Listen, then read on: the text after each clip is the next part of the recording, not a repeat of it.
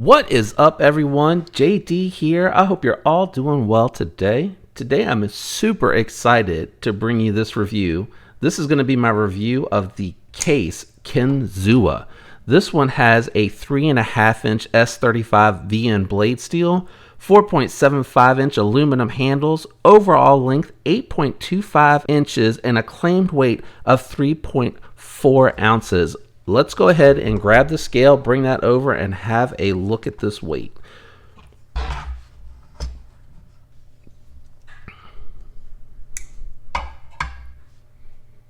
So 3.5, they're claiming, what did I say? I already forgot. What did I say? Oh, 3.4. So it came in at 3.5. So yeah, that's anything could cause that minor of a variance. All right, let's go ahead and run through the comparison knives really quick, and then we'll jump into this knife. First up is going to be the Spyderco Yojimbo 2. The Yojimbo 2 is a DLT trading exclusive with a 20 CV blade steel.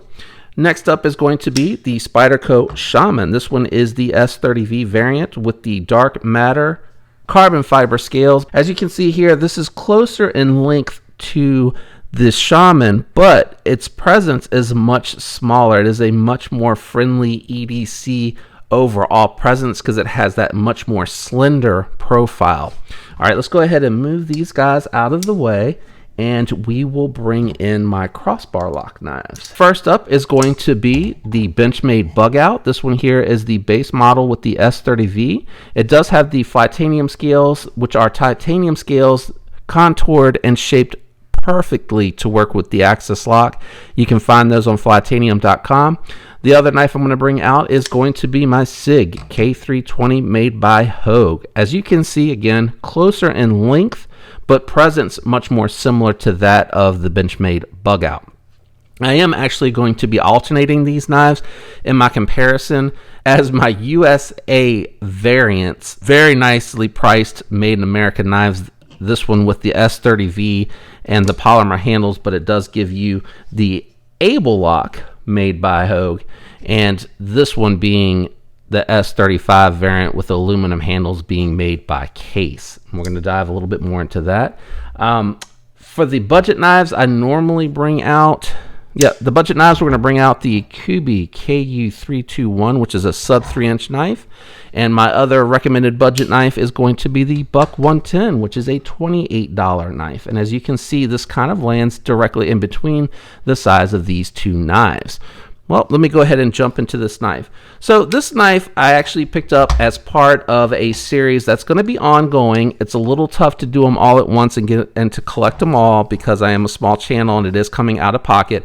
But I wanted to try to go through different price points and pick up blade steels from different countries because it seems like the majority of the content that's out there are really well-made Chinese knives, and I wanted to see if we could go to other countries and find things that are equally well made and offer a very interesting price point, and I think this absolutely is one of them. So this knife here, I picked it up from Case for $115. You're getting S35VN ceramic bearings, you're getting aluminum scales, frame lock, you're getting a deep carry pocket clip.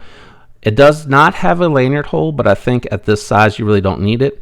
It is a thick blade with a robust geometry, but it does actually surprisingly go through paper pretty well. It was actually I stropped it up just a little bit because it had a working edge on it, so it would go through like cardboard, let's say, just fine, no issues at all. But then it felt like it was kind of getting snagged, so I just took it across the leather, and as you can hear, it's not catching as much as it did when I first tested it. So really surprising edge coming off of this knife. I'm really quite happy with this purchase.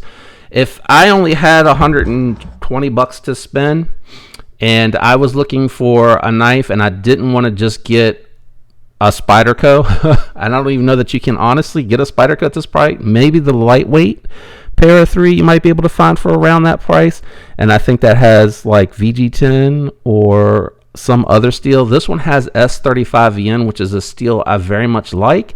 Up until last year, it was a blade that you would actually find on the Sabenza. It is done pretty well. While it is a thick geometry, I think this is meant because it is built to be hard use, even though it has a much more EDC friendly geometry. I would say that's probably the only takeaway, is that you're going to kind of feel the resistance of the thick geometry going through stuff. But if you're just using this to get into packages, just carrying it because you like to carry a pocket knife and you want something you can be proud that you own if you are from within the States and you want a USA made knife, this is something that is very interesting. And I can definitely, I know this is early in the review, recommend this knife. It is a very nicely done drop point. It gets that tip down low enough to where if you're doing utility cuts, you're not in a super awkward position. Really good job on the drop point. Jimping's in the right spot, and it's fairly well done. It's not the best, but it's not the worst. In a good position, to get your hand in a good position, and I feel locked in right here at this point. Nice long blade. So when I actually was using it to slice through some cardboard, I actually found that worked really well for me. It did have some resistance when I got into the thicker board. I had to push a little bit harder, but for like your Amazon boxes and things that are a little bit thinner, or I guess your average size cardboard, it went through that just fine, so I was happy with that. Access to the lock bar is good. It gives you just enough to get in there without being too far. It does have a lock bar insert, which acts as an over travel stop as well. You can see there, it's a very nicely done piece. And actually, I bet if I bring it over, there you go, you can see the whole piece there. You can see where the lock bar insert comes up here to meet the hang of the blade, and you can see here where it acts like an over travel stop. Now the disengagement point is a little bit further, but again, I personally think for frame locks, this is a good thing because you get your finger out of the way and then you can bring the knife down. You don't have to worry about it dropping shut. It does not impede. It doesn't seem like when you go down low. See, that's going to be one of my complaints. We'll get into that in a second. Doesn't seem like when I come down low onto the lock bar that it impedes. You see, as long as you're at the groove or lower for disengagement or for deployment, I should say, doesn't affect that at all. If you climb up on the knife, I do think that you can potentially, so it does affect it a little bit. It will still deploy, but you got to give it the gas if you want it to do that. Just don't hold the lock bar tight and it will go out. So the detent on that works pretty well. Ceramic bearings provide super smooth action. I am really impressed with the action on here. It is not a guillotine fall shut, but it does, with a little bit of shaking, want to fall shut on its own. Part of that is the bearings. Part of that is the thicker geometry on this blade gives it some weight. So it does want to just kind of fall shut into place. It has remained centered. The quality on this knife is just really nice. I like the way that the aluminum feels in hand. It does give it a much more premium feel. The chamfering feels really good all around here. Again, ergos are definitely something that they did very well on this knife, and I'm happy to see that because I want to see more affordable options, and I highly, again, recommend supporting when manufacturers come out. Keep in mind, this is their first stab at a knife. I don't know why I just made that joke. That was awful. I'm sorry. This is their first attempt at a folding knife, and they have a history of making knives much like Buck does. So this is something that I definitely want to make sure that people are aware of and try to recommend and bring onto people's radars because it's a really good first attempt. It is a little thick in the geometry. I'd like to see them thin this down a little bit. I'd also like to see a little bit taller blade here, so if they decided to make something else, just give me a little bit more belly, give me a little bit more surface. It doesn't have to quite be this big, but just a little bit more. I would like to see that as well in the knife. A little bit more steel. I just like the way that looks, but that's not to say this looks bad. Really nice job knocking down the edges, and again, ergonomics are really comfortable in hand, and it fits me really, really well. So I'm happy to say that. It has good thickness without being overly done.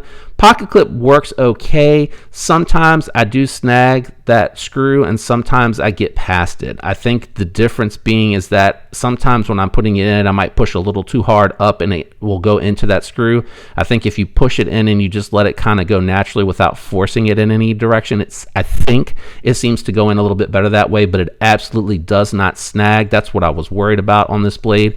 It does not snag at all coming in and out on this piece here. I was worried that wouldn't do it, but actually what I'm finding is it kind of spoons it in to the pocket clip and goes in. So I don't know if that was intentional or not, or if that was by accident, but it does work really well, and it does keep the knife nice and deep down in the pocket. So I'm very happy with that. It seems like the S35VN is done really well. So really do like this knife. And again, this is ongoing as part of a series of trying to find alternatives, right? What are you going to get for $115? Even if you're looking at a Chinese knife, what are you going to get for $115? You're going to probably max out at a 154 cm blade steel. You might be able to pick up a pintail with S35VN, but it's going to be a much smaller knife. It is a 3-finger knife for me. It is a much smaller, much thinner EDC, and I'm not knocking on the pintail. But you are only getting, I believe, wood or micarta. Here you're getting aluminum, which gives it a more premium feel in hand. I just like the way that this feels. Very, very nice feeling. The late lockup, again, is something that it might be a preference. Again, personally, I like that because it reminds me to get the finger out of the way. I can just push it in and just let it drop. The other thing that I was going to talk about, though, is the flipper tab. It does not have any jimping on the flipper tab outside of these 2 little notches. I wish it would have had a little bit more jimping and perhaps been maybe a little bit smaller. I think adding the jimping and going a little bit smaller would have been better, but it's not bad and it does work. I haven't missed. I'm able to consistently get my finger into position so that it works really well. All in all honesty, guys, a USA made knife for $115 with S35VN, which is still a fantastic steel. You're getting aluminum handles, a good weight, a nice carry presence. I think this is a really well done knife for Case's very first run. I'm excited to see. I'm hoping this does well. I'm hoping other people take notice, maybe want to add it to their collection, maybe replace something in their collection with this. I really just hope that this does well because I really want Case to see that we are receiving the effort and want to see them continue to do well. We want them to listen to the feedback that we give on this knife. I think this is a really nice option. If you haven't checked one out, and if it's within your budget and you want something USA made that's quality built, warranted, and made by a reputable company, this is definitely one I can recommend. It is not perfect. Don't get me wrong, it is not perfect. It has some minor shortcomings, but again, that price point and what you're getting is really nice, and I'd like to see Case continue to do this. I hope you enjoyed this video. If you did, if you can do me a favor, if you can leave a like, consider subscribing if you're enjoying the content. I really appreciate it if you do. If you already have, I really appreciate all the support. Continue to do so. Thanks again. I do enjoy the interaction with all of you in the comments and that are engaged with me, and even those that just watch to check out the content. Thank you. I really appreciate it. I appreciate the support, and I hope all of you have a fantastic week. Until next time, peace.